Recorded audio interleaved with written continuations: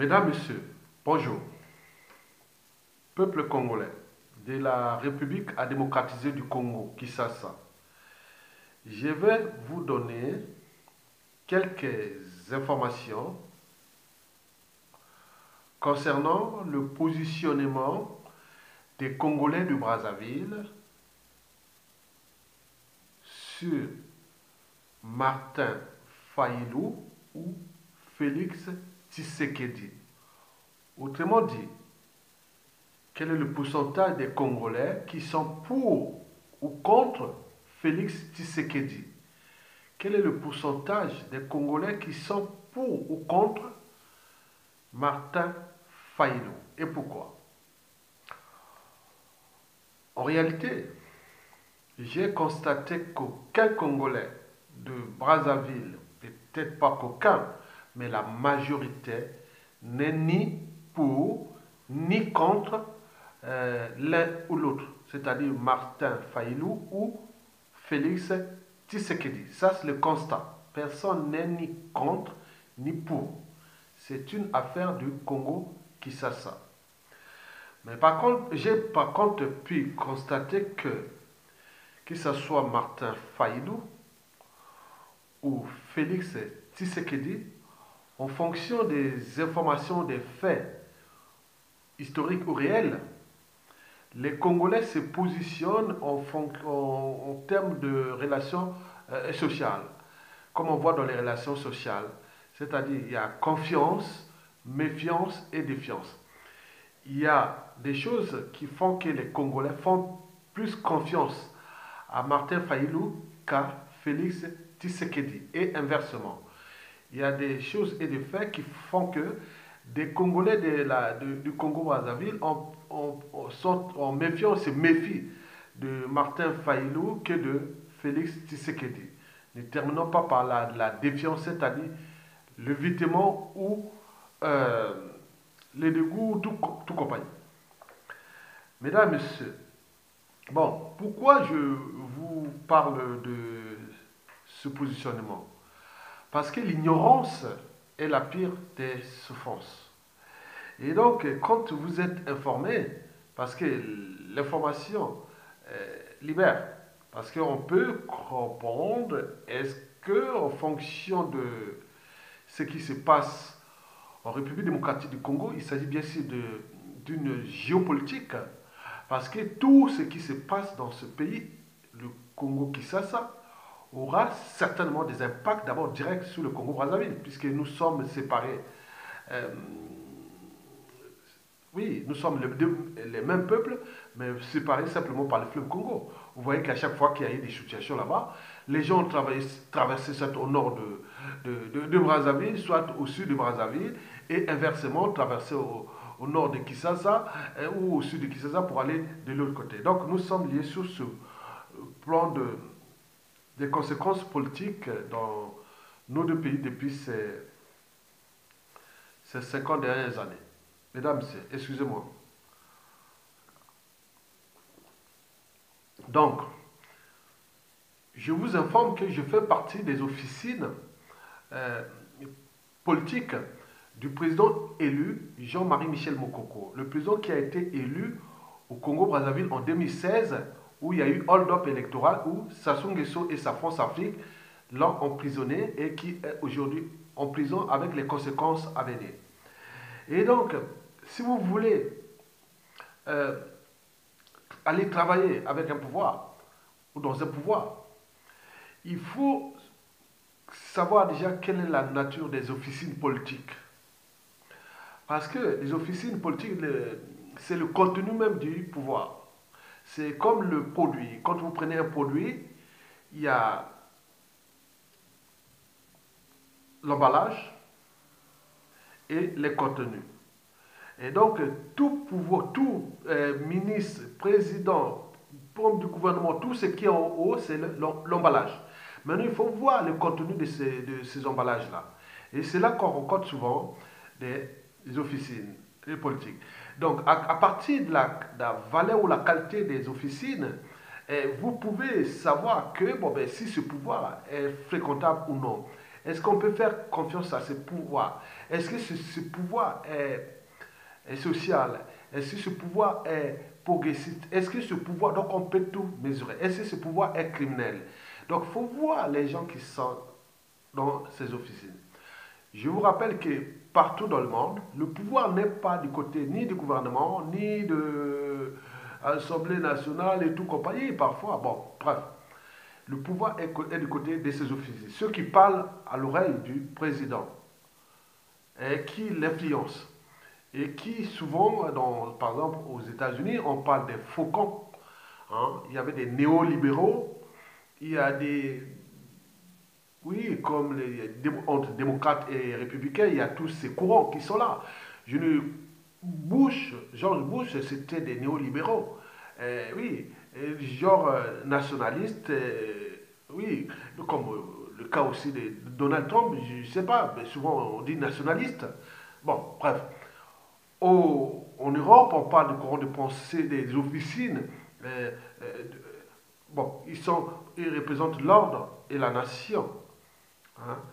L'État centralisé ou les décentralisés ou fédérés. Bon, il y a des gens qui représentent le social, d'autres sont pour le peuple, le pouvoir au peuple. Et souvent, et aussi, d'autres officines sont des tendances aujourd'hui écologiques. C'est-à-dire que le développement que nous allons faire aujourd'hui ne sera pas durable.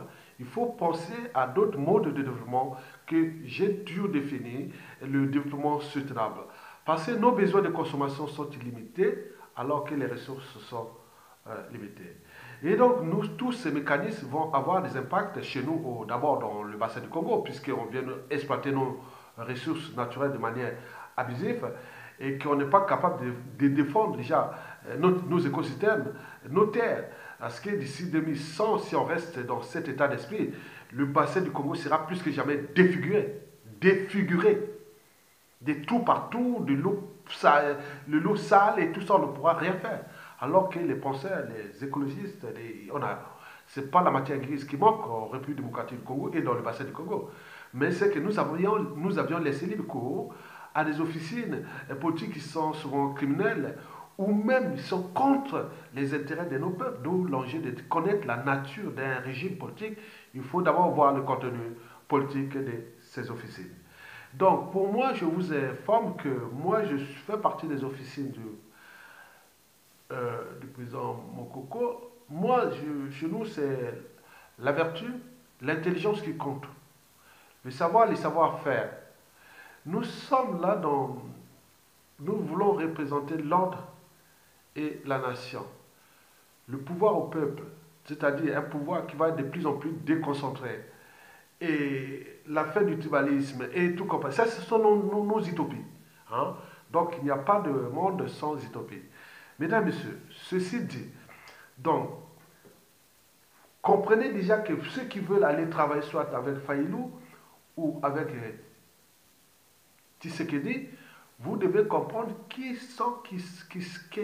sont ces gens qui sont autour de- du régime, qui contrôlent, qui est le maître à penser et qui parle à l'oreille de tout président.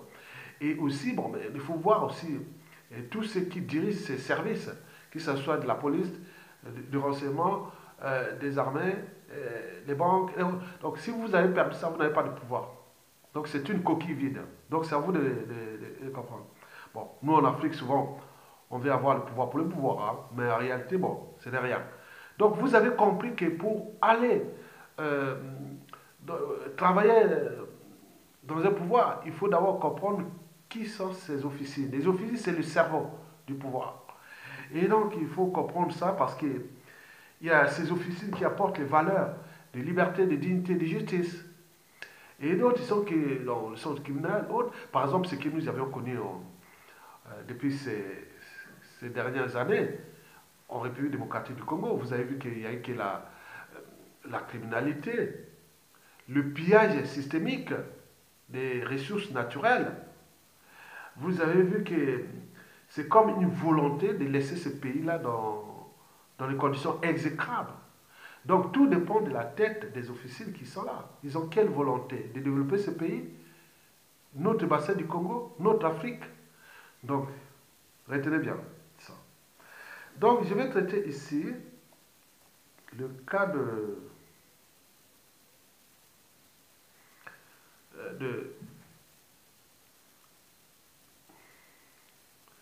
Félix Tshisekedi et Martin Fayulu, vu du Congo-Brazzaville.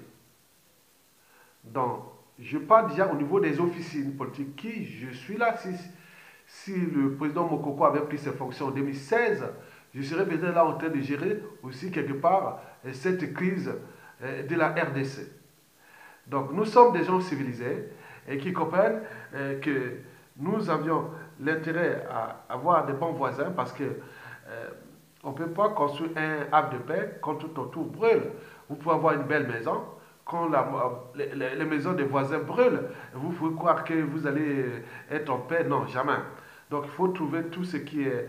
voilà, donc il faut sécuriser toujours, avoir les bonnes relations avec les voisins. Et à ce moment-là, vous serez tranquille. Mesdames, Messieurs, peuple congolais, pour commencer, je vous informe déjà que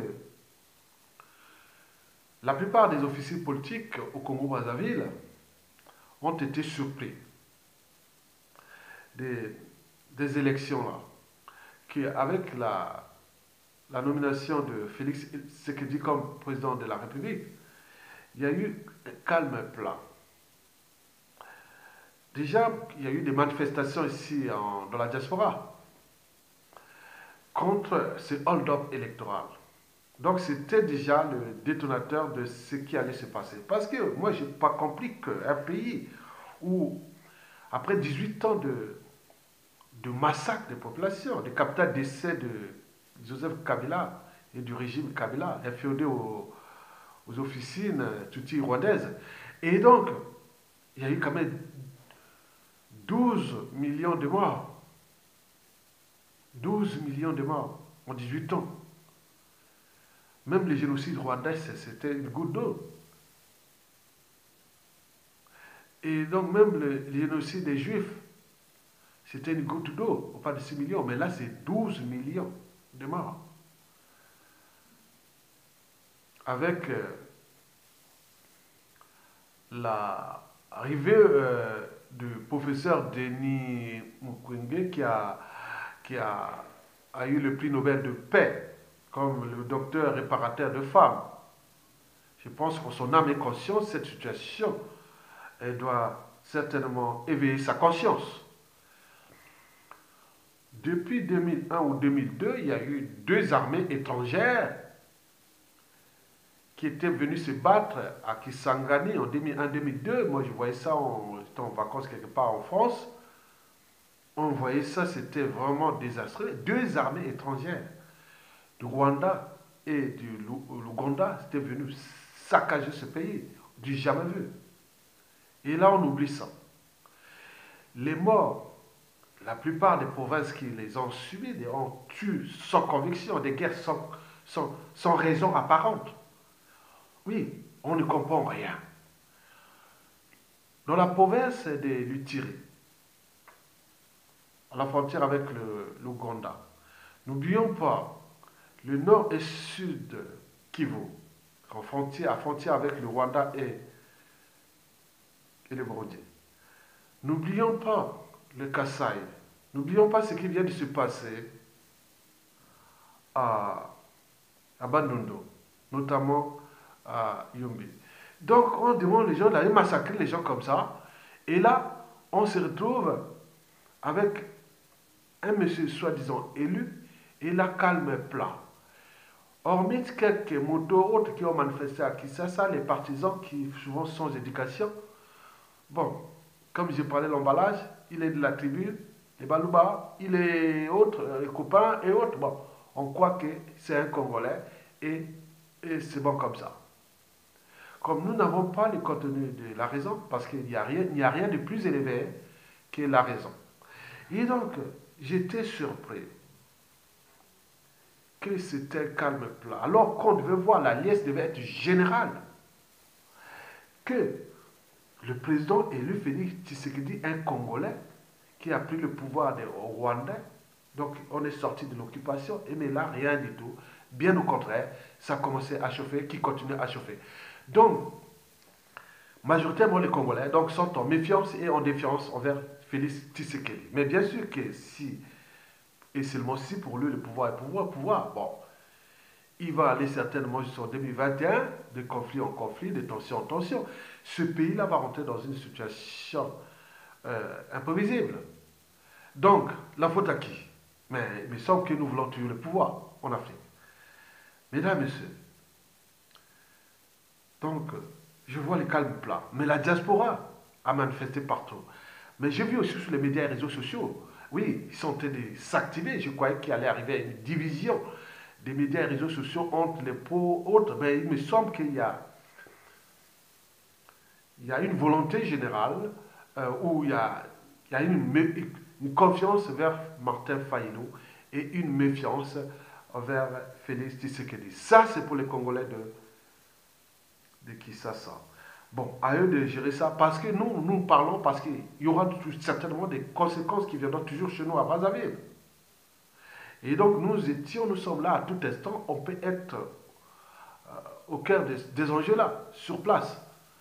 Mesdames, Messieurs, peuple congolais, Martin Fayulu ou Félix Tshisekedi, c'est des casse-têtes de positionnement des Congolais de Brazzaville.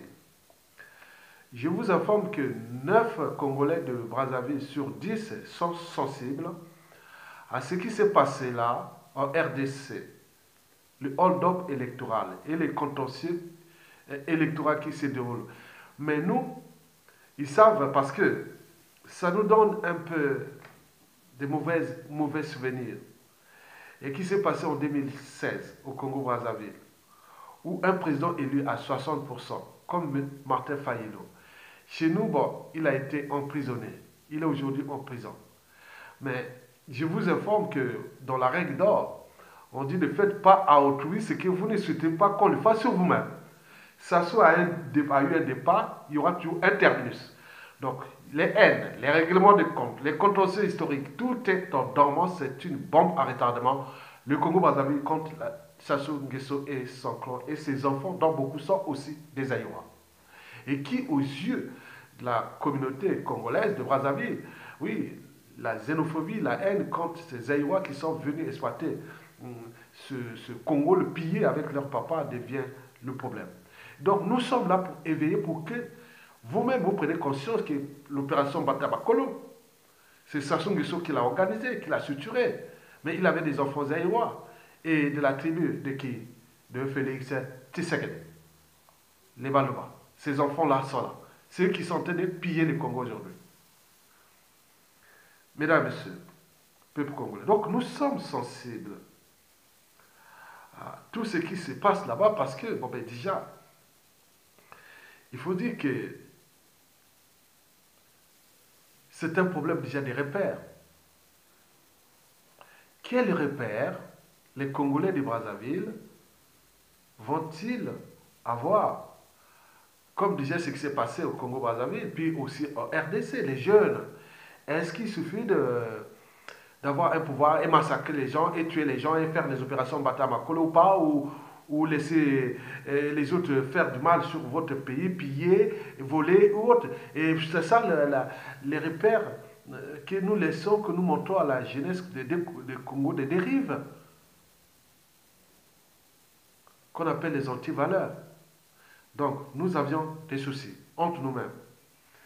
Mesdames et Messieurs, peuple congolais, bon, je vais vous dire que aujourd'hui, je ne vous cache pas, il y a 3 critères qui font que les Congolais sont soit en méfiance, en confiance ou en défiance vers Martin Fayulu ou Félix Tshisekedi. Il y a 3 critères. Bon. Le premier critère est pour les Congolais, que ce soit Martin Fayulu ou Félix Tshisekedi, pourvu qu'ils soient avec nous, c'est-à-dire tout sauf Sassou Nguesso et son clan et ses enfants voleurs. Donc, les deux Aïwa, ou même leur mère est Aïroise, qui ont pillé le Congo, Denis Christelle Sassou Nguesso et Koko Kiki, bon, tout ça. Bon, Donc, euh, c'est des enfants. On veut qu'ils s'assoient tous ces enfants-là et allez, dehors. Donc, si Martin Fayulu ou Félix Tshisekedi sont pour, ensemble, là, ça crée un climat de méfiance. On n'a pas eu de déclarations sur ça, bien au contraire. Donc, nous voulons vous expliquer déjà que au niveau des Congolais, il y a un climat de méfiance et de défiance. Et n'oublions pas qu'il y a un peu de confiance aussi. Explication. Prenons le cas de Martin Fayulu. Martin Fayulu, vous le saviez que euh, le 6 janvier 2019, avant la proclamation des résultats le 9 janvier 2019, Martin Fayulu était parti à Brazzaville, accompagné d'un blanc et de deux autres éléments. Ils sont passés 2 heures là-bas. On ne sait pas qu'est-ce qu'ils étaient partis faire là-bas. Et après, ils sont revenus. Bon, et quand on a vu, après ce hold-up, qu'il faut le dire, c'est un hold-up électoral. Et on a vu Martin Fayulu, ce hold-up appuyé, c'est-à-dire la France est venue là pour être du côté de Martin Fayulu. Pour dire non, non au hold-up électoral. La France devient le donneur des leçons de la démocratie à travers Martin Fayulu. Il dit non, mais il faut les résultats. Et voilà, c'est Martin Fayulu, voilà, donc les substitutions. Donc la France est active pour que les résultats des urnes puissent s'exprimer. Et là, la France oublie qu'en 2016, elle a conspiré au Congo-Brazzaville. Et il y a eu comme une onde de choc, des hold-up électoraux. Après, c'est retrouvé au Gabon, au Tchad, puis au Cameroun en 2018. Donc, au lieu de régler d'abord ce problème des hold-up électoraux qui touchent déjà la CEMAC, là où il y a les ex-colonies françaises, où aucune démocratie, mais pourquoi aller s'ingérer dans cette affaire-là? Et donc, nous n'avons pas eu ni des déclarations des officines de Martin Fayulu. Et donc, qui dit la France, dit Sassou Nguesso. Dit Sassou Nguesso, dit 100% des problèmes que nous avions. Déjà commencé par hold-up électoral, et puis des conséquences qui s'en est suivies. Que les conséquences, c'est-à-dire des crises sociopolitiques, socio-économiques et humanitaires, où Sassou Nguesso, après avoir fait ce hold-up, a massacré les Congos, les peuples du Congo, qu'on appelle chez nous les Lari Congo. Et donc, aujourd'hui, il est en train d'entraîner un pays en ruine. Maintenant, la France, à travers son patron de la France-Afrique, Jean-Yves Le Drian, est là derrière, en félicitant, encourageant Martin Fayulu ou autres. Est-ce que c'est un double jeu? Mais aucune officine aussi de Martin Fayulu ne s'est positionnée. Donc, ça crée un climat de méfiance des Congolais de Brazzaville envers Martin Fayulu. Donc, vous pouvez comprendre que les amis de nos amis sont nos amis, bien sûr. Les ennemis de nos ennemis sont nos amis. Donc, vous voyez, c'est en mathématiques. On fait plus fois plus égale plus 5 fois plus 5 fois plus 5 égale plus 25. Les amis de nos amis sont nos amis. Moins 25, moins 5 fois moins 5 égale plus 25. Les ennemis de nos ennemis sont nos amis. Donc, on peut dire aussi plus fois moins égale moins. Les amis de nos ennemis sont nos ennemis. Donc, en algèbre, on le sait. Donc, nous devons faire, est-ce qu'il faut rester au sens propre de cette règle, de ces règles mathématiques ou non, il faut la penser au terme, au sens figuré, même philosophique. Donc, est-ce que le fait d'être les amis de nos amis, sont-ils vraiment nos amis? Et les ennemis de nos ennemis, sont-ils vraiment nos amis? Donc, il faut se demander dans cette humour. Donc, ça crée un climat de méfiance que la plupart des officines politiques qui disent bon, ben, Martin Fayulu et la France qui nous fout les bazars là-bas, qui est en train de traîner ce pays dans la ruine avec Sassou Nguesso, et donc qui maintient par la force ce pays-là. Donc ça devient des soucis pour nous avec Martin Fayulu. Excusez-moi. Toujours sur ce premier critère, prenons le cas maintenant, le premier critère, toujours tout sauf Sassou Nguesso, son clan et autres, et sa force Afrique. Bon, donc, là, je vous informe que pour le cas de Félix Tshisekedi est différent.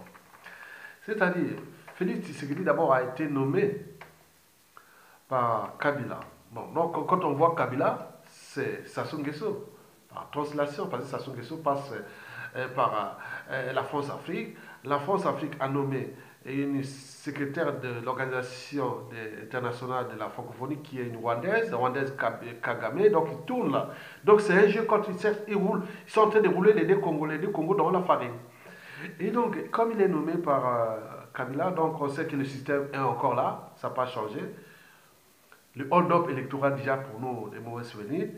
Bon, c'est que les conséquences sont là, donc on reste en méfiance. Ça veut dire que Kabila est toujours là. Kabila, c'est Kagame, c'est passant par les systèmes là, c'est la France Afrique. Mais pourquoi la France s'acharne contre Tshisekedi? Bon, là, ce qui peut créer un climat de confiance. Parce qu'on dit, ah tiens, Félix Tshisekedi, donc la France est contre Félix Tshisekedi. Mais là, pour nous, oui, comme disait Lumumba, qui fut d'ailleurs de la tribu des Baluba, me semble, il disait que bon, le Congo, la République démocratique du Congo ne sera jamais libre avec la France et la Belgique. Et donc, quand on voit Félix Tshisekedi, ça donne des encouragements à certains Congolais. Est-ce que celui-là va certainement régler les comptes et créer, parce que le but des Congolais de la RDC, des Congolais de Brazzaville, je ne vous cache pas, les gens ont envie de se battre. Donc, le but était de créer une base politique et militaire en face de Brazzaville, pour que nous voulons pour récupérer le Congo-Brazzaville. Mais avec cette guerre de Tshisekedi, il a bien dit à la France, réglez vos problèmes là-bas, des gilets jaunes ou de tout ça, on viendra vers vous quand on aura besoin de vous. C'est Tshisekedi qui l'a dit. Bon, donc, là, il y a la méfiance, parce que le hold-up, c'est déjà pas, au niveau du principe, c'est pas bon. Et deuxièmement, deuxième méfiance, c'est que Tshisekedi, c'est un Baluba. Les Baluba, enfin bon, on fait référence aux deux enfants de Sassou Nguesso qui ont pillé ce pays. Le pétrole et tout, ils sont dans une grande cour de récré, immorale et dissolue. Et donc, on se demande, est-ce que, bon, c'est ça, comment mélanger les... Bon, c'est compliqué. Et donc, les États n'ont que des intérêts. Oui, il n'y a pas d'amis en politique, ni d'ennemis permanents, il n'y a que des intérêts permanents. Les États n'ont pas d'amis, n'ont que des intérêts. Peut-être qu'au vu des enjeux qui concernent les deux pays, la sous-région et aussi l'Afrique, peut-être qu'ils pourront se positionner aussi. Bon, mais la méfiance, c'est les Baluba. Les Baluba avec les deux enfants de Sassou Nguesso qui sont en train de piller et qu'on disait qu'il serait le futur président et qui risque d'entraîner ce pays-là dans le sang parce qu'il n'a aucune base ni culturelle, ni électorale, ni autre. Donc, on arrivera dans une boucherie, même au sein du clan. On ne dit pas ces Aïrois à la tête du Congo et encore plus le peuple congolais. Mais Tshisekedi et Denis Christé Sassou Nguesso, c'est des Baluba. Donc, vous imaginez la même chose. Mais la confiance est du côté de ce qui s'est passé, c'est-à-dire que Tshisekedi est en guerre contre la France. Et donc, pour nous, et la Belgique aussi, et pour nous, les gens qui cherchent à s'affranchir de Sassou Nguesso et de sa France Afrique, donc, c'est une forme d'aspiration. Vous voyez la contradiction. Donc, faire les sondages, là, c'est très dur, quand les gens n'ont pas d'informations. Bon, mesdames et messieurs, peuple congolais. Donc, Sassou Nguesso est là, en train de faire le double jeu. D'abord, à travers peut-être avec son fils, Denis Christé Sassou Nguesso, et sa fille Claudia, ils vont peut-être passer dans les officines Baluba et donc arriver au réseau Tshisekedi. Et là, chez nous, ça ne nous arrange pas. C'est pas possible. On n'aime pas ça au Congo-Brazzaville. Donc, deuxièmement, Sassou Nguesso est là parce qu'il y a la France Afrique qui est là maintenant derrière Faïlou parce qu'il soutient et autres. Donc, ce double jeu dérange toute la classe politique congolaise et notamment la résistance congolaise. Donc, Sassou Nguesso devient le problème. Il fait le double jeu, c'est un pompier purement. Donc, il ne va nullement pas arranger ni la RDC ni son pays. Donc, on est dans une situation trouble. Il utilise la France-Afrique et aussi aujourd'hui ses enfants avec les Tshisekedi qui restent aussi d'avoir des tensions énormes entre les deux Congos.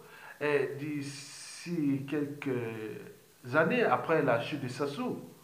Donc peut-être ça peut être un détonateur de comprendre que ce jeu-là est fini. Mesdames, Messieurs, Martin Fayulu ou Félix Tshisekedi. Bon, le deuxième critère est culturel. Eh bien oui, c'est-à-dire la proximité culturelle. Vous savez qu'en Afrique, avant d'être homme politique autre, on est avant tout d'appartenance tribale ou ethnique. On parle des minorités ou des majorités ethnocentriques compactes. En RDC, il y a des blocs compacts comme les Ngala. Les Ngala, on les retrouve aussi au Congo-Brazzaville. Moi, je suis un Ngala. La région de la Kivette, c'est-à-dire ma ville est située, ma tribu est située sur l'équateur. Au Congo-Brazzaville, Makwa, si vous partez de Makwa, vous prenez l'avion, au moins de 30 minutes en avion, vous êtes à Mbandaka. Vous traversez que le fleuve Congo. Donc nous sommes matribés dans la même ligne. Là, c'est chez moi, traverser le fleuve, et là, c'est Mbandaka. Même ligne. Donc, il y a des Ngala. Mais au-dessus, il y a des Oubanguiens, aussi des deux côtés des rives de l'Ubangi. Il y a aussi, en descendant, à partir de Mosaka, après Mosaka, on descend, le Kouilela, Mosaka, on descend vers Bandundu, on trouve beaucoup de Teke, des deux côtés. Et après, bon, on arrive aussi en terre Congo, les Congos. Les Congos sont nombreux au sud de Brazzaville jusqu'à l'océan Atlantique. Ils sont aussi en République démocratique du Congo, jusqu'à Matadi, tous ces Boma et compagnie. Ils sont juste en Angola. Et n'oublions pas, on parle d'une partie au sud Gabon. Bon, vous avez toujours parlé de ces royaumes Congo. On parle de Mbanza-Ndunga au Congo-Brazzaville, Mbanza-Congo, en Angola et tout ça. Mbanza. Bon, bref. Donc, c'est ce royaume-là qui est là, mais ils sont actifs. Les Congos sont au niveau culturellement, ils sont très, très actifs au niveau politique. Que ce soit au niveau de la résistance ici en Occident et ailleurs aussi. Très solidaires des côtés des rives du fleuve Congo. Les Teke au niveau culturel. Et les Ngala aussi culturel. Mais je vous informe que, aux informations, on dit que, bon, il faut dire que Faïlou serait un Teke, donc proche du Congo, Brazzaville. Et Félix Tshisekedi, un Balouba. Il n'y a pas que les Balouba, il y a aussi les Swahili, il y a beaucoup de... Et donc, vous imaginez autre. Donc, il y a cette sensibilité tribale, ethnique et autres. Donc, Faïlo, il y aurait plus la confiance des Congolais en général, de Brazzaville. Et en méfiance envers Félix Tshisekedi qui est Balouba, on ne connaît pas leur mode de fonctionnement des Balouba. Même si on est mélangé, on a eu tous des rencontres de vie avec ces Balouba. Ça, c'est politique. Mais il y a une sensibilité du Congo-Brazzaville envers Félix Martin Fayulu parce qu'il est Teke. Il est proche de nous, Congo-Brazzaville. Donc, il y a des choses comme ça. Peut-être sensiblement les Teke, hein, les Teke seulement. Mais je ne sais pas qui pense aussi les Congo, peut-être pas. Qui pense les Ngala au nord, c'est peut-être pas. Donc, donc il faut se demander entre Baliangado, comme nous les Ngala, ou les Teke, ou passant par les Congo. Donc, c'est pas, il faut dire que bon, il y a cette proximité, on parle de... Bon, donc, vous pensez que le climat de méfiance et de défiance est là. Parce que la culture tribale a des conséquences souvent chez nous en Afrique. Mesdames, Messieurs, donc, cela veut pas dire que tout le monde n'aime pas, au Congo, on n'aime pas Félix Tshisekedi. Non. Bon, on ne connaît pas le truc des Baluba, les trucs, bon, ils se connaissent, autres. Bon, avec ce qui s'est passé en Bandundu, on sait qu'il serait sensible et autres. Bizarrement, le dictateur Sassou Nguesso a reçu chez les Moy, à Makuti Poko, ces pauvres qui venaient des Yumbi et tout ça. Et donc, on comprenait pourquoi. Mesdames, Messieurs, peuple congolais. Le troisième critère et le dernier, il est civilisationnel. Le problème d'abord de la raison et de la conscience, parce qu'il n'y a rien de plus élevé que la raison. Mais il me semble que chez nous en Afrique, on place les émotions au-dessus de la raison. Et ça pose problème, parce que on ne gère pas un pays dans les émotions. Donc, il faut savoir gérer ses émotions et avoir toujours la raison au-dessus. Parce que quand vous avez la raison, vous pouvez douter, vous pouvez réfléchir, mettre des hypothèses. Et la conscience d'ailleurs dit non, mon âme et conscience, non. Donc, le problème des deux individus est d'abord civilisationnel aussi. Civilisationnel parce que c'est le dernier critère. Parce qu'on est entre la raison et la conscience, qui nous distingue fondamentalement des animaux d'ailleurs. Mais il n'y a pas que ça, il y a aussi des principes et valeurs. Qui des deux candidats transmet des valeurs de liberté, de dignité, de justice même électorale, de devoir de mémoire. Parce que là, on a massacré les gens et comme on veut oublier ça, on dit non du pouvoir, on va faire la paix. Il y a de paix que là où passe d'abord la commission vérité et réconciliation, puis la justice. La justice doit passer. Donc il n'y a pas de paix sans justice. Et but de la condition humaine, apporter la justice, plus le but de la condition humaine, c'est-à-dire l'accès à l'eau potable, à l'énergie, au social et autres, les gens seront en paix. On ne va pas réciter comme ça le temps d'une élection, l'individu est là, c'est la paix. Donc tous ces morts, tous ces gens-là. Donc, qui des deux candidats transmet des valeurs de liberté, de dignité, de justice, de devoir, de mémoire? Parce qu'un peuple sans mémoire collective sera toujours dans la récurrence des mêmes erreurs, des mêmes horreurs et de l'oubli. Et l'oubli entraîne souvent des amalgames et les négationnistes. La peur. Vous voyez la peur entraîne souvent des guerres. Et donc, vous ne réparez pas ce qui s'est passé, ces massacres de 12 millions de vies et le pillage systémique de ce pays et tout compagnie. Donc, l'occupation et autres, si vous ne retraitez pas ça, il n'y aura jamais de paix. Le paix, c'est-à-dire l'emballage d'un pouvoir, c'est tout. Avoir des postes et des privilèges, non, non. Vous allez mettre ce pays-là dans une situation d'immobilisme et de statu quo. Parce qu'aucune intelligence, un homme qui se respecte, ne va jamais travailler avec ses pouvoirs. Ce qui nous manque au Congo d'ailleurs, Brazzaville. Puisque personne ne veut travailler avec ces régimes parce qu'il manque le cadre. Le cadre est d'abord politique. Oui, on sait qu'on a des gens qu'on fait confiance. Le cadre aussi institutionnel et juridique. C'est qu'on a des individus qui peuvent appliquer les règles, respecter les règles. Et donc là, si vous vous retrouvez avec un pouvoir où les gens ne respectent pas les règles, ou les règles communes et tout ça, même les principes même de justice, même électorale, donc on se demande. Donc, il faut se dire que Martin Fayulu ou Félix Tshisekedi représente ces valeurs. Et ça, c'est constaté au niveau des officines politiques du Congo-Brazzaville. On se demande, parce que si et seulement si, on va se retrouver avec ce régime qui, on ne sait pas, on peut vous rouler dans la farine. Donc, on veut avoir des gens qu'on fait confiance. Vous savez que Mobutu, oui, Mobutu avait eu quand même peur de certaines choses parce qu'avec le fait des lumumbistes, et quand ils sont venus se réfugier au Congo-Brazzaville, nous on a eu toujours cette culture-là de livrer les opposants des dérives du fleuve Congo aux autres. Le cas de Diawara qui a été livré de RDC au Congo-Brazzaville où on l'a tué dans les années 73. Le ministre aussi de Lumumba qui a été réfugié au Congo-Brazzaville, après on l'a livré. Donc nous avions beaucoup de réfugiés. Ils sont là aussi des deux côtés. Donc il faut faire attention avec ce régime, il faut voir que la situation nous intéresse. Il n'y a pas que ces acteurs politiques, mais également le peuple, les réfugiés politiques, il y a eu des deux côtés. Donc vous devez comprendre quelle est la nature de ce régime et quels sont les principes et valeurs de ces gens-là et quels sont leurs modes de fonctionnement et quels sont leurs projets et autres.